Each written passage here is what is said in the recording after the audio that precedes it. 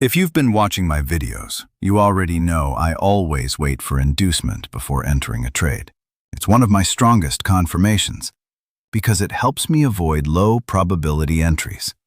But today, something completely different happened. Price gave me a setup that matched almost everything I look for, except one thing. There was no inducement. So now the real question was, do I ignore this trade and watch it leave without me? Or is there another confirmation that makes this setup completely valid? Let's break it down step by step. Before thinking about any entry, the first thing I always check is the market structure. Why? Because market structure tells me who is actually controlling the market.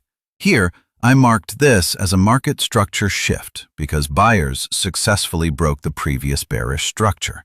That tells me sellers are losing control and buyers are beginning to take over. This doesn't mean I should buy immediately. It simply changes my bias from looking for sells to looking for buys. Once I know buyers are in control, the next question becomes, where should I expect price to react before continuing higher? The next thing I marked is this liquidity sweep. But why did I mark it? Because before smart money pushes price in the opposite direction, it often targets liquidity first.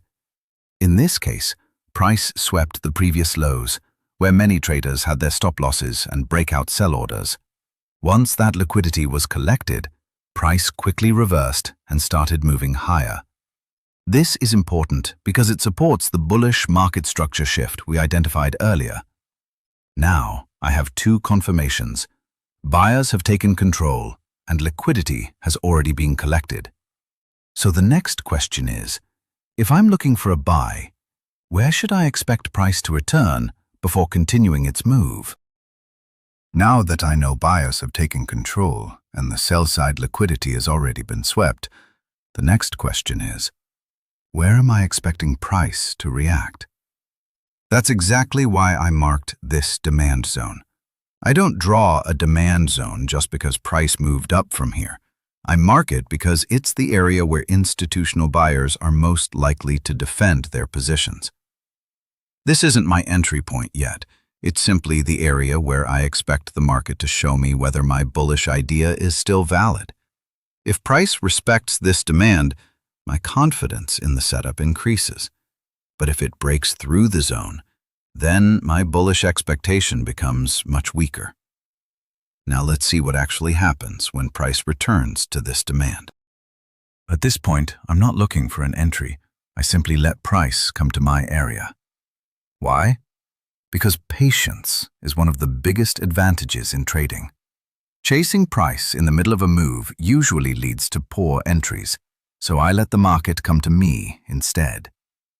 Now price is approaching my demand zone, and this is where most traders make a mistake. They either enter too early out of fear of missing the move, or they hesitate because they don't know what to wait for. But I'm still waiting. I want the market to reveal its intention first. The real question now is, once price reaches this demand zone, will it give me the confirmation I'm looking for? Now, price has finally reached my demand zone, and this is exactly where I would normally expect inducement to appear. Why? Because inducement is one of my favorite confirmations.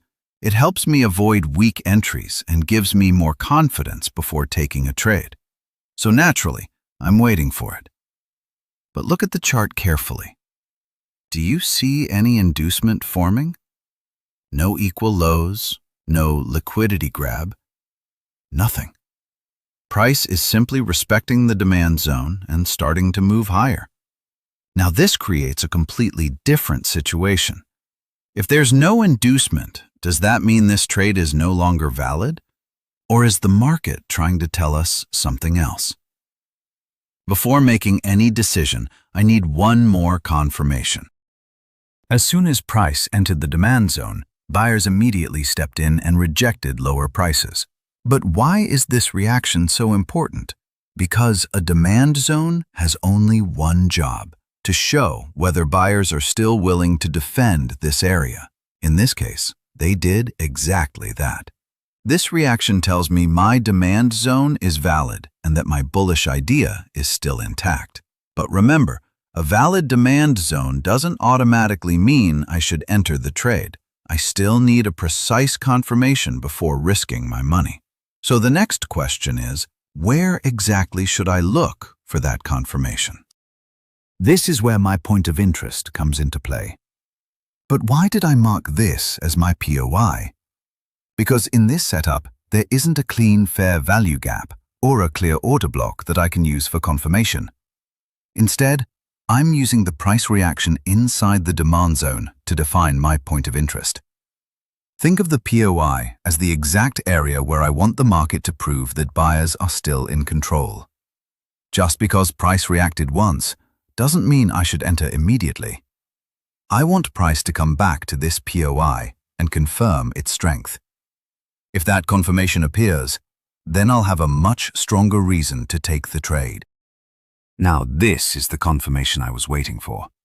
After reacting from the demand zone, price retraces back into my point of interest instead of continuing straight up. But why is this retracement important? Because it gives the market one final chance to prove that buyers are still in control. Watch what happens next. As soon as price touches the POI, buyers step in aggressively and create a strong bullish displacement. That displacement tells me this isn't just a temporary bounce. Buyers are actively pushing the market higher. And remember, even though inducement never appeared, this bullish displacement becomes my confirmation.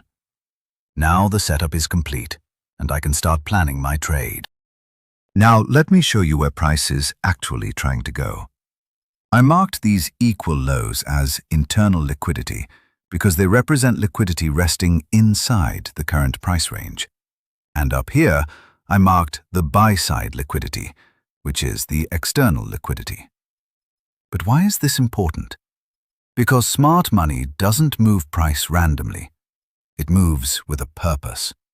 In this setup, the objective is to use the internal liquidity as a stepping stone before delivering price into the external liquidity above. Once I understand where price is most likely heading, I don't just know where to enter, I also know where the market is likely to target next. And that's exactly where I planned my trade. At this point, everything I needed was already in place. We had a bullish market structure shift. Sell-side liquidity had already been swept. Price respected my demand zone. The point of interest was confirmed with a strong bullish displacement. And I already knew the market's objective was to deliver from internal liquidity into the external liquidity above. That's why I entered the trade here. Now let's come back to the biggest question from the beginning of this video. What if there's no inducement? Does that automatically make the trade invalid? The answer is no. Inducement is one of the strongest confirmations I use because it increases the probability of a setup, but it's not a rule that every single trade must create inducement. Markets don't always move in the same pattern. Sometimes the market gives you inducement, and sometimes it gives you different confirmations instead. The mistake many traders make is forcing the market to fit their checklist. They keep waiting for inducement that never comes, and by the time they realize it, the trade has already moved without them.